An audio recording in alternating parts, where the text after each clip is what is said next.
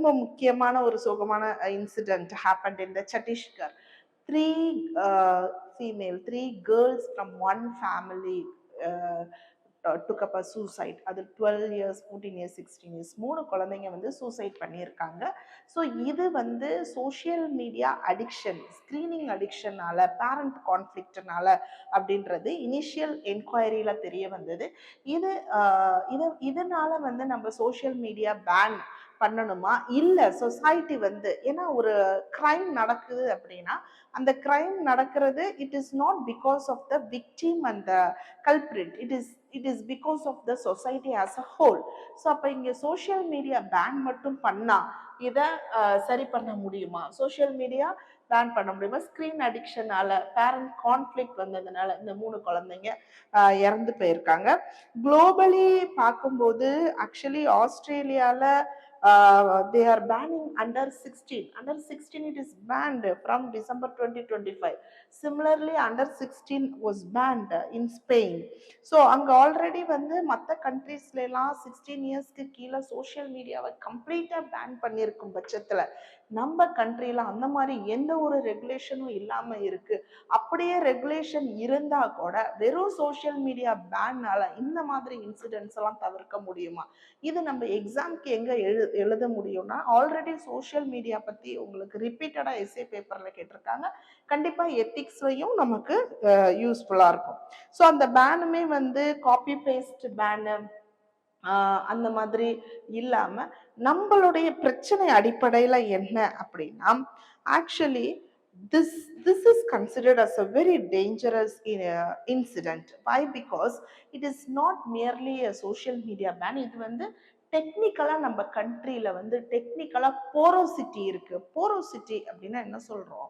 ஒரு குழந்தை வந்து ஒரு ஆப்பை இன்ஸ்டால் பண்றாங்க, இல்ல வந்து சோஷியல் மீடியா உள்ள போறாங்க அப்படின்னா அவங்களுடைய ஏஜ் இதெல்லாமே எடுத்துட்டு அந்த ஏஜுக்கு இருக்கக்கூடிய கேண்டிடேட்டுக்கு misleading informations, content, not appropriate content, இதெல்லாம் வந்து எங்கேயுமே ரெகுலேஷன் இல்லாம நடக்கிறதுனால டெக்னிக்கலா வந்து போரோசிட்டி இருக்குது.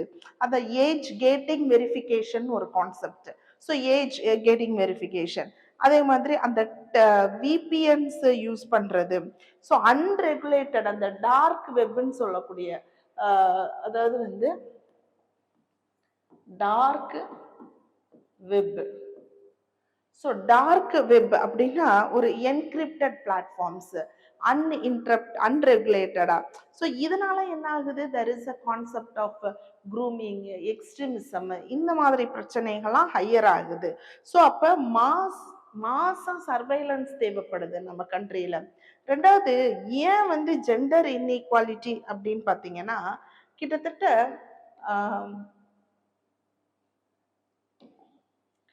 இதுல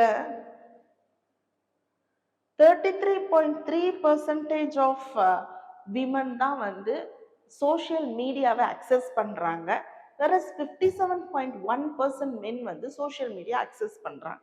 ஸோ இது வந்து ஹியூஜ் டிஸ்பாரிட்டி, டிஜிட்டல் டிவைட் இருக்கு, ஜெண்டர் இன்இக்வாலிட்டி இருக்கு டெக்னாலஜில. இப்ப நம்ம கவர்மெண்ட் வந்து இந்த மாதிரி இன்சிடென்ட்னால சோஷியல் மீடியாவை பேன் பண்ணலாம் அப்படின்னு ஒரு ஸ்டாண்ட் எடுத்தாங்கன்னா, அகெயின் இது என்ன ஆகும்னா இன்இக்வாலிட்டி இன்னும் அதிகமாகும். ஏன்னா யங் கேர்ள்ஸ் வந்து மொபைல் யூஸ் பண்ணக்கூடாது. அப்ப அவங்களுக்கு தேவைப்படக்கூடிய எஜுகேஷன் மற்ற பர்பஸ்க்கும் அந்த மொபைல் போன்ஸ் யூஸ் பண்ண முடியாம இருக்கனால இட் அகெயின் பேன் என்ன ஆகும்? It worsen the inequality. So இது எல்லாமே இது எடிட்டோரியல்ன்றது அவங்கவுங்களுடைய ஒப்பீனியன் பேஜ்.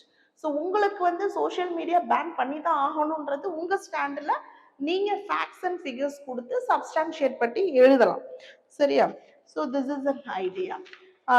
அதே மாதிரி India have to move beyond the IT Act. So democratic டெபிசிட்டா இருக்கு. டெமோக்ராட்டிக் டெபிசிட்னா என்ன இருக்குன்னா, டெமோக்ராட்டிக் இது வந்து social media ban it is for the people, young people particularly. அப்ப யங் பீப்புளுக்கு ஒரு பாலிசி கொண்டு வர்றாங்க அப்படின்னா everybody should rely on IT Act 2000. Everybody should rely on IT act 2000 அப்படிங்கிறத தாண்டி அந்த ஐடி ஆக்ட் 2000 அப்படிங்கிறத வந்து ஃப்ரேம் பண்றதுக்கு முன்னாடி you should involve the investors. ஒரு அதாவது இந்த ஸ்டேக் ஹோல்டர்ன்றது இங்க யாரு? யூத். அப்ப எனக்கான சட்டம் உருவாக்கப்பட்டிருக்குன்னா அங்க நான் வந்து இன்வால்வ் ஆகணும். ஸோ அப்ப இந்த டெமோக்ரஸி டெபிசிட் இருக்கிறதுனாலதான் மக்கள், அந்த யூத் வந்து they are not accepting this thing. சரிங்களா? அதே மாதிரி regulations is needed, but still அது என்ன அப்படின்னா காம்ப்ரஹென்சிவா இருக்கணும் லா. அந்த லா வந்து எவிடன்ஸ் பேஸ்டு ரிசர்ச்ல நம்ம கொடுக்கணும். அல்டிமேட்டா எஜுகேஷன் சிஸ்டம்ல வேல்யூ பேஸ்டா இருக்கணும். ஏஐ கவர்னன்ஸ் ஃப்ரேம் ஒர்க்கா இருக்கணும். ஆக்டிவா யூத் இட் செல்ஃப் அவங்களே பார்ட்டிசிபேட் பண்றவங்களா இருக்கணும். எப்ப வந்து ஒரு பாலிசி சக்சஸ்ஃபுல்லா இருக்கும், எப்ப அந்த ஸ்டேக் ஹோல்டர்ஸ் அவங்களே பார்ட்டிசிபேட் பண்றாங்களோ அப்ப வந்து அது சக்சஸ்ஃபுல்லா இருக்கும். காம்படிஷன் லா இருக்கணும். ஸோ எக்ஸ்ப்ளாய்டிவ் இருக்கிறத நம்ம ரெடியூஸ் பண்ணலாம்.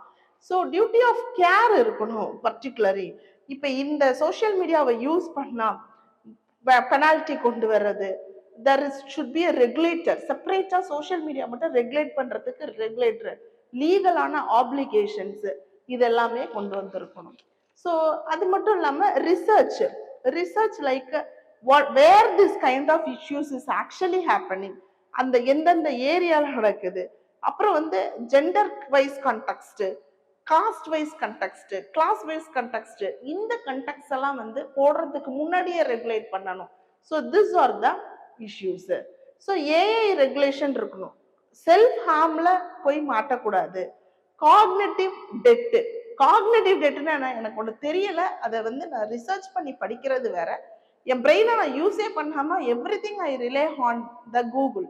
ஸோ அந்த மாதிரி இல்லாம எதுக்கு நமக்கு சோசியல் மீடியா தேவையோ அதுக்கு நம்ம யூட்டிலைஸ் பண்ணணும். Child safety concerns. Moral panic theory அப்படின்னா என்னன்னா, ஃபார் எக்ஸாம்பிள் சொசைட்டிலயோ வீட்லயோ ஏதோ ஒரு காம்ப்ளெக்ஸான பிரச்சனை இருக்கு. அந்த காம்ப்ளெக்ஸான பிரச்சனைய மோர் காம்ப்ளெக்ஸா ஆக்குறது இந்த சோசியல் மீடியா. நம்ம என்ன பண்றோம், எவ்ரி ஃபிராக்சர் ஆஃப் செகண்ட் வந்து ஒரு ரீல்ஸ் பார்க்கும்போது இப்படி நம்ம மூவ் பண்ணிட்டே இருக்கும்போது பிரெயின் வில் கெட் இன்ஸ்டேபிள் ஒரு point of view.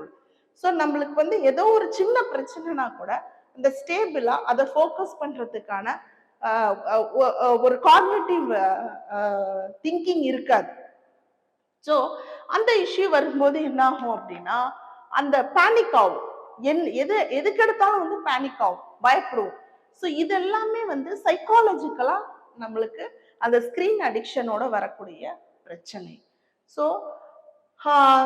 Media must also have a ecology. மக்களுக்கு வந்து டிஜிட்டல் லிட்ரஸி கொடுக்கறது மட்டும் இல்லாம பேரண்டலுக்கு கைடன்ஸ் இருக்கணும். ஏன்னா பேரண்ட் இதுல அடிப்படையே என்னன்னா குழந்தைங்களுக்கு யாருக்கும் தெரியாது, பட் யார் இது ஃபர்ஸ்ட் பாயிண்ட் ஆஃப் கொடுக்கறது வந்து பேரண்ட். ஸோ பேரண்டல் கைடன்ஸ், அதோட அக்கௌண்டபிலிட்டி இதுவும் இருக்கும். ஸோ இது வந்து ரொம்ப முக்கியமான இஷ்யூ. அடுத்தது ஹோம் மினிஸ்டர் என்ன சொல்றாரு, country will soon B free from Naxalism. So March 31 deadline இருந்தா கூட கண்டிப்பா எல்லா இடத்தையும் நம்ம எராடிகேஷன் பண்ணுவோம் அப்படின்றத சொல்றாங்க. Actually the deadline is March 31. Naxalism இல்லாத ஒரு இந்தியாவை கொண்டு வருவோம். எப்படி கொண்டு வருவோம்னா ஆல்ரெடி என்ன பண்ணிட்டு இருக்காங்கன்னா மல்டிப்ரோலாங் ஸ்ட்ராட்டஜி, செக்யூரிட்டி ஆபரேஷன்ஸ், அங்க வந்து டெவலப்மெண்ட், இன்ஃப்ராஸ்ட்ரக்சர், எம்ப்ளாய்மெண்ட்ஸ், ட்ரேடு, இந்த அதே மாதிரி ஃபினான்ஷியல் நெட்வொர்க் எல்லாத்தையும் அட்டாக் பண்ணி ஃபண்டிங் வர்றதை ஸ்டாப் பண்றது. And then okay what the government suppose to do for the people.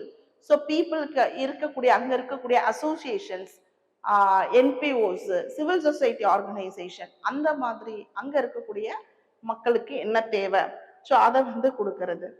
So high level security review வந்து CRPF, border security force, Indo Tibetan border police, NIA, national investigation agency. So இந்த எல்லா டிபார்ட்மெண்ட்டும் கோஆர்டினேஷனோட நடக்கிறது. முக்கியமா இந்த Naxalites அதிகமா உள்ள 5 state, Maharashtra, Chhattisgarh, Jharkhand, Odisha, Telangana, where resources also richest in this 5 states. So இந்த 5 ஸ்டேட்ஸ்ல இருந்து கம்ப்ளீட்டா இந்த 5 ஸ்டேட்ஸ்ல ஓவராலே எராடிகேட் பண்ணணும்னு முடிவு பண்றாங்க. இன்ஃப்ராஸ்ட்ரக்சர் தான் ஒரு கீ சேஞ்சரா கொண்டு வர்றாங்க. கம்ப்ளீட்டா எல்லா ஃபாரஸ்ட் எல்லா இடத்துலயுமே வந்து ஃபோர்ஸஸ் மொபிலிட்டி ஆகாம இருக்கிறதுக்கான இருக்கிறதுக்கான விஷயமும் கவர்மெண்டோட பிரசன்ஸை எல்லா இடத்துலயும் கொண்டு வராங்க.